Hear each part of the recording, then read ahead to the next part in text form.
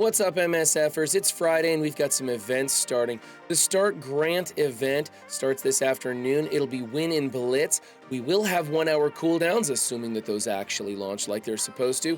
And those cooldowns are supposed to run through the rest of the year. Now, originally, the state-of-the-art web milestone event was spend campaign energy. It's now earn Blitz credits, among some other things. Going off of the live in-game information, Monguli has one of the best breakdowns of those Blitz events. It's less subject to change than most things, so be sure to check out this video for the details on what you're going to be blitzing over the weekend. Mobile Gamer joins Valley Flying on the weekly news update. Not the most riveting conversation this week, but they did talk about the Sword Satellite, which I found an enlightening portion. You can skip to that with the timestamps because Valley's amazing and puts timestamps in his video, and I wish more content creators would do that. Many people frustrated with the unlock requirements in the Goblin Trials. They are getting tougher and require more specific teams. You're gonna need some Sinister Six mixed in with your city villains, and the new Avengers are required to get through difficulty 8 or higher. If you don't have the new Avengers unlocked, don't worry, Mr. Hargrave has the video for you. He'll show you how to unlock Green Goblin without them. But if you're looking to do the Goblin Trials at a higher difficulty than 8, well then go f*** yourself. Or at least until Monday, when the diamonds get boosted to 15, 15, and 20%, which appears to be what difficulty 9 is balanced around.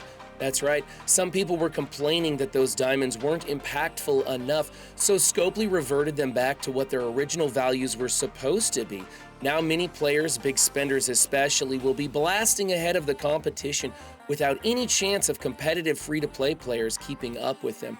Dorky Dad goes over these changes, plus the new changes to Chapter 3 War, which will be encompassing the Sinister Six team, among others. Be sure to check out this video for all the details on War and Diamonds. Many players, myself included, were happy with the release of Diamonds.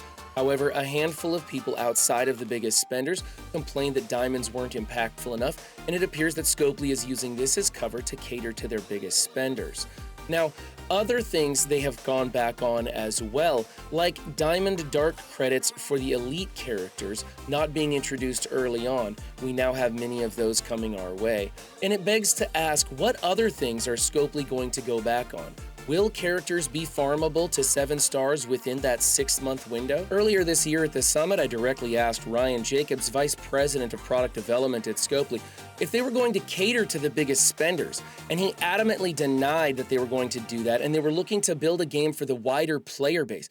Why are we showing pictures of sharks and snakes? These are supposed to be pictures of Ryan Jacobs. Okay, this one's pretty adequate, I think.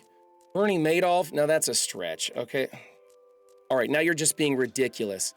Okay, let's move on. The blog drops this afternoon and should have some interesting information about one of the stores in Marvel Strike Force. But before that happens, I'll be dropping my stream early to go join Dulam at his stream to be the first contestant on Who Wants to Be an MSFer, so be sure to find the link in the description below and join us for that. And for everything else, be sure to like and subscribe. I'm Run7, bringing you yesterday's news today. Don't worry, we've got 1 hour cooldowns, hopefully starting for that event that should be running through the And for everything else, like and subscribe. I'm Run7, bringing you yesterday. Do you not remember when red stars were first introduced and the power structure was nearly vertical, taking away all skill between levels of play and making it so that you needed to either be rich or lucky to succeed in Marvel Strike Force? Well, Scopely remembers, and they're bringing it back to diamonds. What does B. Arthur have to do with this? And Weird Owl? Are we just looking at random pictures?